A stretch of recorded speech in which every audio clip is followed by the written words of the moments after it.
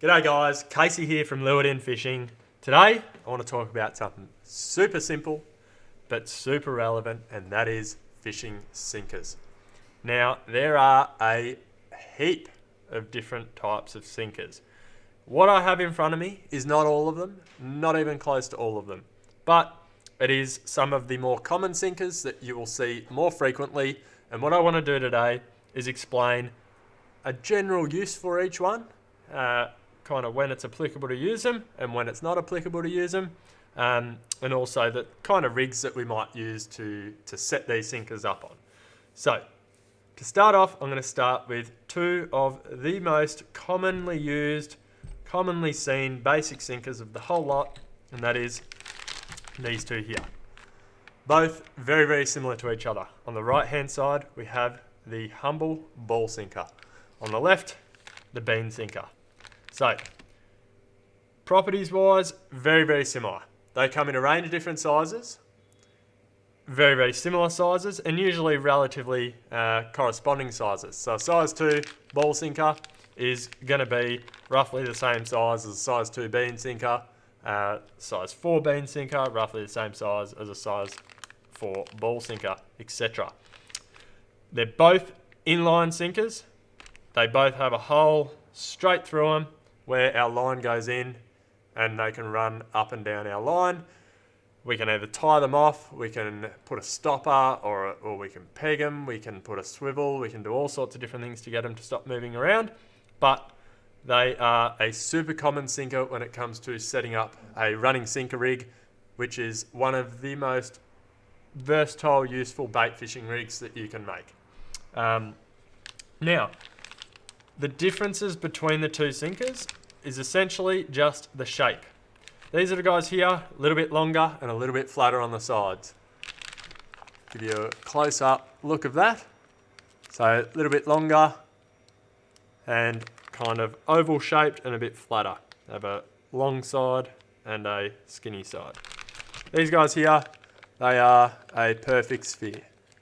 Round, compact, simple. Now, ball sinkers, fantastic, general use, work for a bit of everything. The only thing that I find lets a ball sinker down sometimes is when we're fishing in current, whether it be heavy tidal flow, when we're bait fishing in a river and we have some current coming down, or even if it's just a really, really windy day and your line's getting caught in that wind a bit, ball sinkers can roll around on the bottom quite easily. Being fully round, they can just roll, even with your line inside of them, keep rolling, and they will pretty much, you'll cast out to a particular spot, and the current or the wind can carry your bait to an area you don't want it to be, and in turn you might get snagged, you might not get the fish, you might be having to recast your bait every 2 minutes. Can be a little bit frustrating. When I'm fishing in a river or in an area where there is a bit of tidal flow and I want to hold bottom a little bit better, but I don't want to up my sinker size too much, having that slightly flatter surface on the side of the bean sinker can really help to eliminate that sinker from rolling around. Sits half flat on the bottom, doesn't roll around anywhere near as much. Now, be mindful that there's still time and place for using your ball sinkers. It's a really neat inline symmetrical shape. Gets fantastic distance on the cast, and I find I'll have a bit of a mixture in my tackle box of the two of these and use whatever one is appropriate to the type of fishing that I'm doing. They also just look a bit better when you're presenting your baits, I find, rather than having that kind of flatter, wider profile sinker. So, ball sinkers, bean sinkers. Really effective, really simple. You will also sometimes see some smaller versions of these guys. This is a barrel sinker. This is a very big barrel sinker, but we see some really small ones of these, which are very, very similar to these two and kind of serve a similar purpose of they're nice and streamlined, like these guys here, even more streamlined, but they can roll around pretty easily. They're not super popular these days, but some old timers absolutely love them, especially for like inline trolling rigs, things like that. They work really, really well. So that takes us to our bigger barrel sinker, which is this guy here. Really big, long, heavy inline sinker. Line through, goes in this hole, comes out this hole. That can run up and down our line, and once again, we can put a swivel, we can put a peg in it, we can put a ledger stop, we can put all sorts of things on our line or in the sinker to stop it from sliding up and down, or we can let it run up and down our line. This kind of thing at this size is really popular when trolling, like slow trolling for, say, species like kingfish. When we're fishing deeper water, we want to get our baits down, but we want everything in line, streamline, towing behind the boat, not spinning, looking really nice. Trolling sinkers like these, even stacked trolling sinkers, so we might have 2 of these in a row, they can add a good amount of weight and are absolutely ideal for that type of fishing. In saying that, fishing this on the bottom, when we're offshore and we have a bit of tidal flow, this can roll around very, very easily. So not always ideal for bottom fishing purposes. When it comes to offshore bottom fishing and general purpose bottom fishing, especially in the boat, this is where you'll see one of the most commonly used sinkers, which is the bomb sinker. Now, bomb sinkers, shaped like a teardrop, heavier at the bottom, lighter at the top. They are, by a mile, the best casting sinker of the lot. They put the weight at the bottom of your rig, and when it comes to casting distance, they are absolutely phenomenal for it. Very streamlined, cast beautifully. They usually will have a swivel at the top of them. We can tie our line to, the sinker can do its thing without twisting up our line, etc. Bomb sinkers, typically used on something like a paternoster rig, which is where we have essentially the sinker at the bottom and we have hooks set up above our sinker connecting to our main line. So sinker at the very bottom of the rig, absolutely ideal, whether it's fishing off the surf, fishing in the boat, and we're simply dropping to the bottom. Bomb sinkers, perfect for it.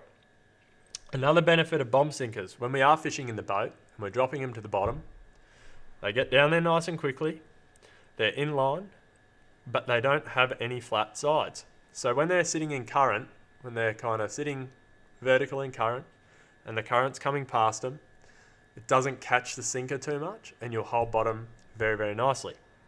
We have a straight up and down rig going from the boat down to the bottom, holds everything in line, holds bottom well, and it doesn't spin in the current. And if it does, even just a little bit, we have that swivel on there to eliminate any line twist.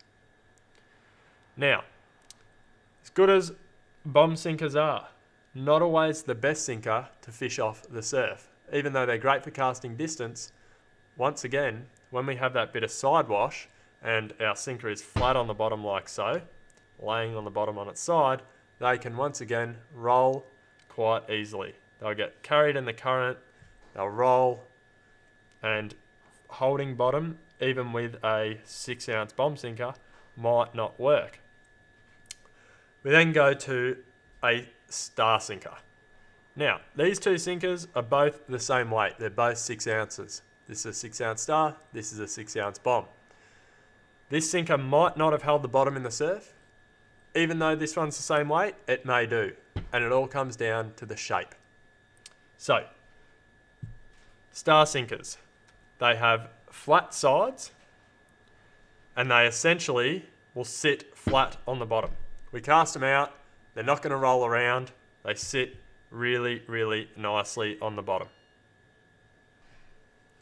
They have an attachment point up the top and are once again really suitable for fishing rigs such as a paternoster rig, where this is at the bottom of the rig, giving us our weight down the bottom, great castability, inline rig up above it with hooks coming off the side, essentially giving us maximum casting distance, but a rig that isn't going to roll around, especially when fishing off the beach. Typically fishing off the beach, I will just start and use a star sinker as they work really, really well. Now, the downside of something like a star sinker is if we do fish this in the boat and we're dropping straight down to the bottom, is if this is sitting vertically, like so, and it gets a bit of current, the current can catch these points and it can cause that sinker to spin, in turn twisting our rig, spinning our baits, and not being super enticing to fish. So great when we're casting out there and it sits on the bottom flat, but straight up and down fishing, no good. So time and a place for a star sinker. The next sinker that I will show you is this guy here. Now, this is what we call a breakaway sinker. Ideal for fishing off the beach and fishing in high current areas. Now, typically you only want to fish these when you're on a sandy bottom. If you cast these things in and around reef, they can get snagged pretty easy. Depending on the quality of the breakaway will depend whether you get them back or not. They're kind of purpose built for casting off the beach, holding bottom really well. Even if you are fishing on flat rock and things like that, as long as this sinker isn't going to get jammed up, we can often get them back. We just need to make sure we're using really strong fishing line. So a breakaway sinker offers very similar castability to our bomb sinker. It's set up to fish on the bottom of the rig, much like our bomb sinker and our star sinker, so ideal for fishing rigs such as a paternoster rig. The weird thing about these is obviously those very, very obvious wire prongs that come out of this sinker. So these wire prongs, when this hits the bottom, especially in the surf, they dig into the sand and they hold that sinker stable. It can't roll around, it anchors itself into the ground, and it will hold our bait and rig nice and tight, stop it from spinning around, getting carried off in the current, and will really, really help to keep it in the bite zone. So once again, this is going to do its job when we're casting straight out and that is laying flat on its side. If we're dropping this straight down to the bottom in the boat, no good. Those prongs are not going to do anything at all. It's just going to sit upright like so. So casting out, fantastic. Now the whole idea of a breakaway is when we pull hard enough, say it'll almost feel like you're snagged, you give it a nice yank with the rod, and it'll actually cause these to fold around. They unclip, there's a little groove in here that they kind of clip into. They'll unclip, they face the other way, and that sinker will come straight out nice and easy. Now both sets of wires do it, so they can both be out like so, giving us the ability to wind our sinker in really, really easy without getting snagged. And then we can lock them back in, cast back out there, hooks into the bottom, bait's not going anywhere. So really, really popular, high current areas, especially fishing off the beach, fishing off a surf. The next sinker that I'll show you, big contrast in sinkers. This is a little split shot. So back to our lighter fishing applications, whether it be drifting baits down a river such as a worm for trout, or setting up a really lightly weighted bait for fishing brim on structure like pontoons and pylons. Split shot are a super effective multi-use sinker, which is really, really important to have in your tackle box. They come in a range of different sizes. This is quite a big split shot. They come from the tiniest of tiny right the way up to even bigger than this, and they essentially look like a little Pac-Man. They're a round sinker with what looks like a slit 3/4 of the way through, which is used to fix onto your line. Now split shot sinkers are usually quite a soft sinker. You place a piece of fishing line into them like so, squeeze them closed, and they latch onto that piece of fishing line and hold on nicely. Really, really useful when you want a fixed sinker that's not running up and down your line and you want to set it a particular distance away from your hook. They lock on nicely. We can put really small ones for a little bit of weight. We can put bigger ones for more weight. Super handy when it comes to fishing those ultra lightly weighted baits. And rather than having a heap of terminal tackle and other odds and ends on there to keep this on there, and to keep it in place, we can just crimp this onto a piece of fishing line with a hook, and we have essentially a weighted rig. So once again, drifting worms down a river, lightly fishing pontoons and structure for bream or estuary perch, where we want that bait to just have enough weight to slowly drift down in the current. Split shot are absolutely deadly. They're also very useful for fishing like in front of lures. So if we want to add a bit of weight to a fly, or we want to add a bit of weight to another soft plastic, we might not have a jig head big enough, we can put a split shot or two in front of it, and we can add that weight so we're getting down to where we need to be. So split shot, a must-have in your tackle box, and once again, a super effective multi-use sinker is definitely necessary for a heap of different types of fishing. That gives you a bit of a rundown of some of the more popular sinkers that you'll see. Your ball sinkers, your bean sinkers, bomb sinkers and barrel sinkers, breakaways, star sinkers, and split shot. Some of the more popular sinkers, as I said, there are heaps and heaps of other types. This is typically what I find is a bit of a must-have for majority of your types of fishing.